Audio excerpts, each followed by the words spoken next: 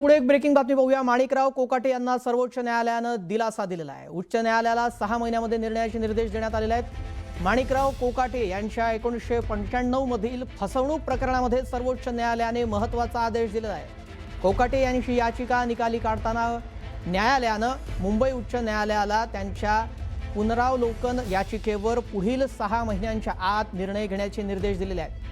दरम्यान उच्च न्यायालयाचा अंतिम निर्णय होईपर्यंत कोकाटे यांना शिक्षेवरील अंतरिम स्थगिती कायम ठेवण्यात आलेली आहे। त्यामुळे अंतिम निर्णय येईपर्यंत त्यांना दिलासा हा कायम असणार आहे। या संदर्भात अधिक माहिती जाणून घेऊयात आमचे प्रतिनिधी प्रशांत लीला रामदास यांच्याकडून। प्रशांत, सर्वोच्च न्यायालयानं कोकाटेंना दिलासा दिलेला आहे, त्यांनी ज्यावेळेला आदेश दिले त्यात नेमकं काय सांगण्यात आलंय? माणिकराव कोकाटे यांच्या 1995 मधील सदनिका फसवणूक प्रकरणामध्ये सुप्रीम कोर्टात सुनावणी झाली। भारताचे सरन्यायाधीश सूर्यकांत यांच्या कोर्टापुढे 3 सदस्यापुढे हे सुनावणी झाली।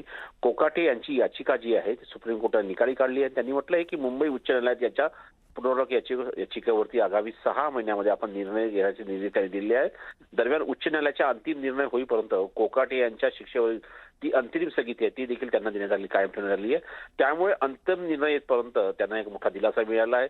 महत्त्वाचं म्हणजे यावेळी जेव्हा कोकाटेच्या वकिलांनी मागणी केली होती की त्यांना स्पष्टपणे लाभाचं पद घेण्याचे देखील अधिकार देण्यात यावे, त्यावर सुप्रीम कोर्टाने स्पष्ट सांगितलं की यावर आपले कुठलेही तुम्हाला पद घेता येणार नाही।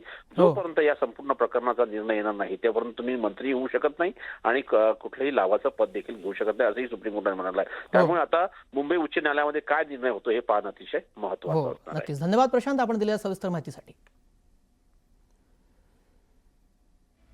यानंतर पुढे एक ब्रेकिंग बातमी येते। थोड्याच वेळामध्ये शिवसेना पक्ष आणि चिन्ह प्रकरणामध्ये सुनावणीला सुरुवात होणार आहे। सुनावणीसाठी शिवसेना उबाटा ठाकरे यांच्या पक्षाचे खासदार सुप्रीम कोर्टात दाखल झालेले आहेत। खासदार अरविंद सावंत, खासदार संजय राऊत आणि खासदार अनिल देसाई हे सुप्रीम कोर्टात पोहोचले।